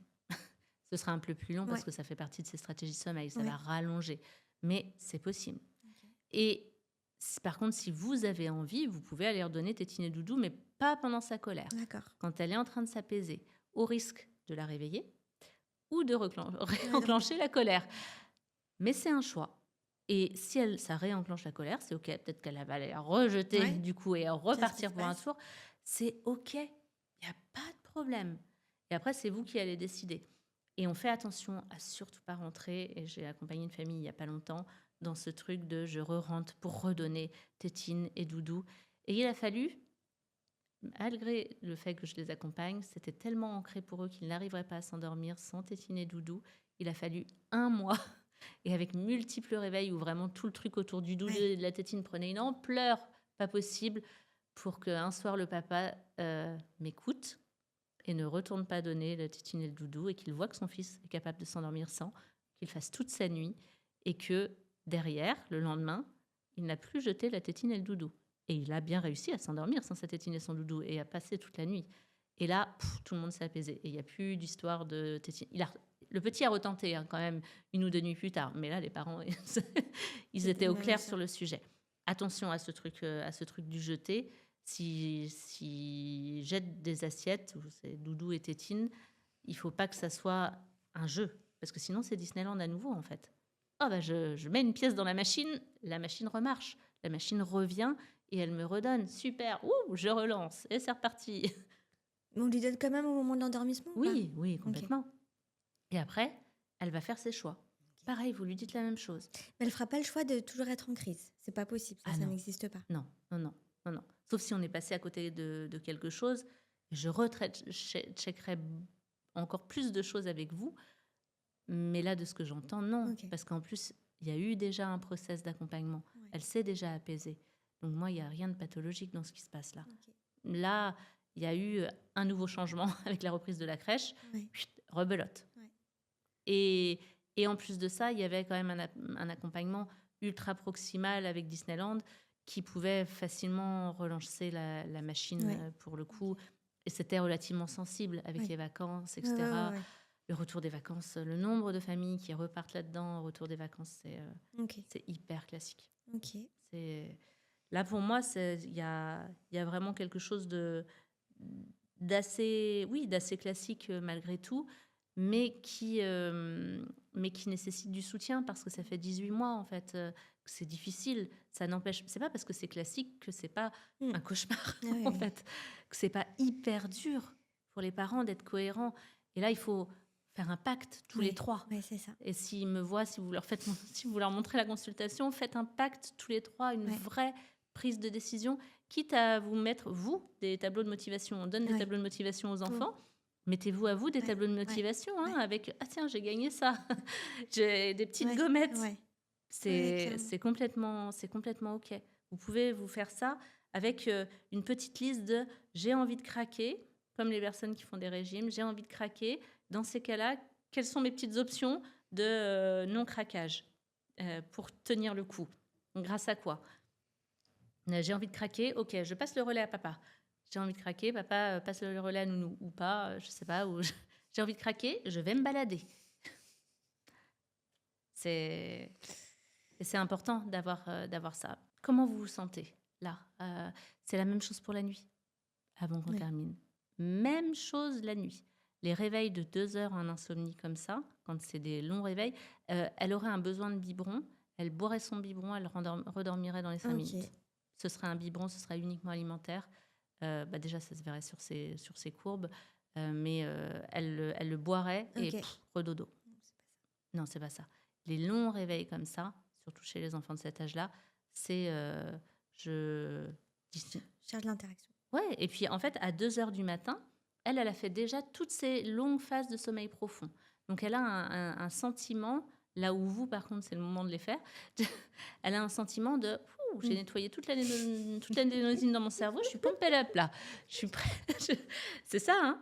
Et du coup, oui, les longues insomnies, elles ont souvent lieu à cet âge-là pour les petits, parce qu'eux, ils ont déjà fait tout ce qu'il fallait, en tout cas en termes de sommeil profond.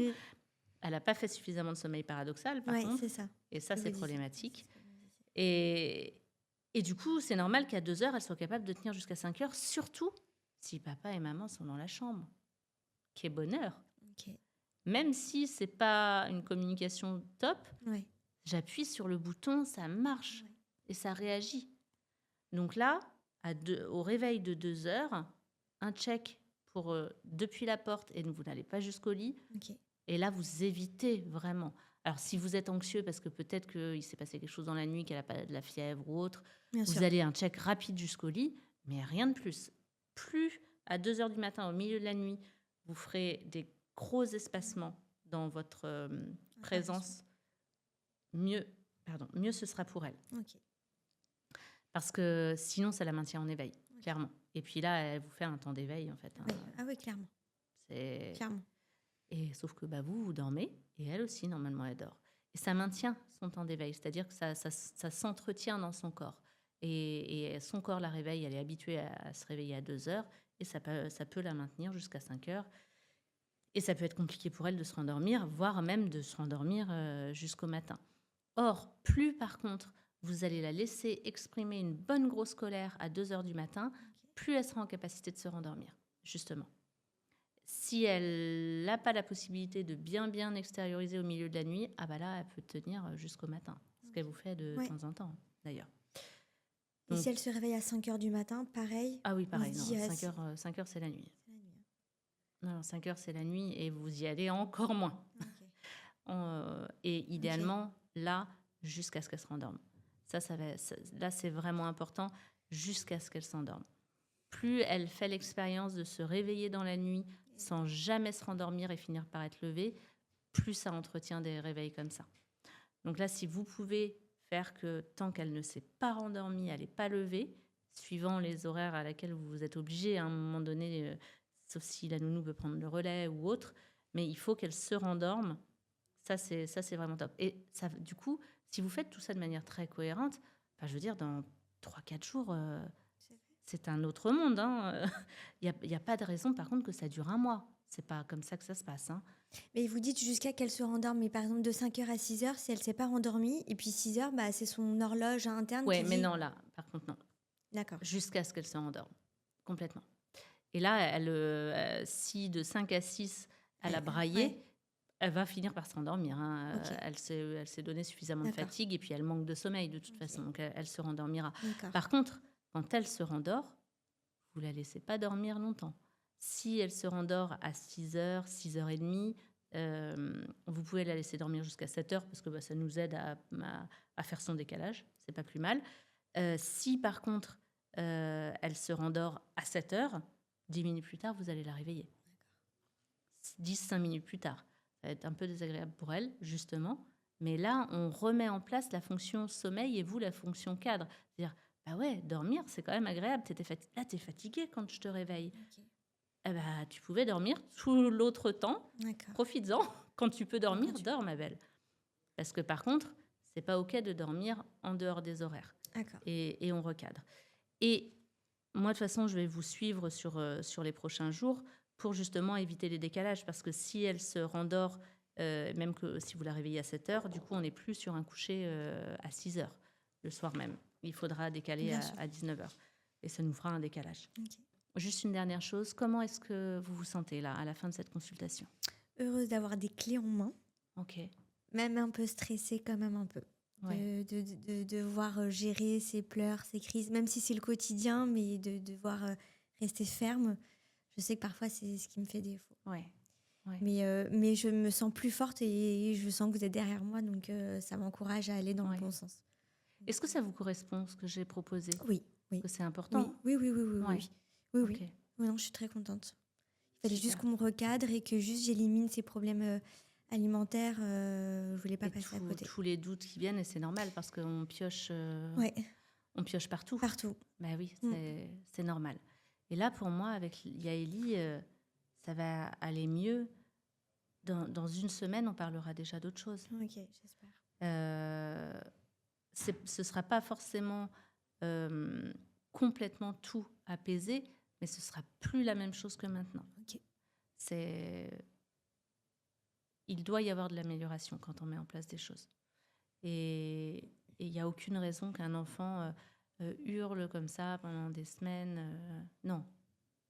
Et je pense que l'accompagnement que vous avez fait avec les autres personnes, il y avait peut-être un petit peu trop de présence, justement. Elles m'ont fait une méthode pas à pas où il fallait s'éloigner, etc. J'ai jamais réussi à le faire. Oui, d'accord.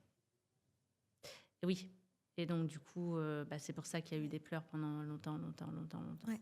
Là, on va se dire que on s'axe sur le fait que c'est difficile pour Yaeli de pleurer tout le temps comme ça. Ouais. Moi, je vous propose qu'elle nous dise tout ce qu'elle a à nous dire D'accord. et que, du coup, derrière, on ait beaucoup moins de pleurs Ok. au final. On va avoir un peu plus de pleurs sur 1 ou 2 fois et derrière, on aura une enfant apaisée Ok. et une maman apaisée et un futur bébé apaisé. C'est ce qu'on veut. C'est ce qu'on cherche. Super. Ok. Merci Caroline. Merci à vous. Alors, je fais un retour 4 jours après ma première consultation avec Caroline. Je suis partie la voir parce que ma fille de 18 mois avait des problèmes pour trouver le sommeil facilement et sereinement. Il fallait qu'on l'accompagne jusqu'à qu'elle s'endorme pour éviter les crises, les pleurs. Et elle avait aussi beaucoup de réveils nocturnes avec des temps d'éveil assez longs. Donc avec Caroline, on a redéfini tout le programme de fin de journée. Donc on la couche beaucoup plus tôt, à 18h30. On a eu une première nuit assez compliquée, mais on a respecté tous les conseils qui nous ont été donnés pendant la consultation.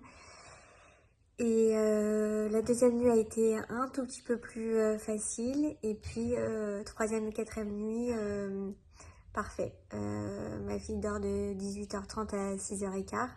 Alors même si ça reste un réveil assez matinal, on est très content parce que au moins là c'est 12 heures de sommeil et nous on peut récupérer un petit peu. Donc tout ce qui a été mis en place et était efficace presque, on va dire, du jour au lendemain. Donc voilà, ça c'est presque magique. Donc on est très content, et dans un second temps, on redécalera un petit peu le rythme pour avoir un coucher plutôt vers 7 heures. En tout cas, voilà, on est content. Il n'y a pas d'autre mot. Merci Caroline et merci à toute l'équipe.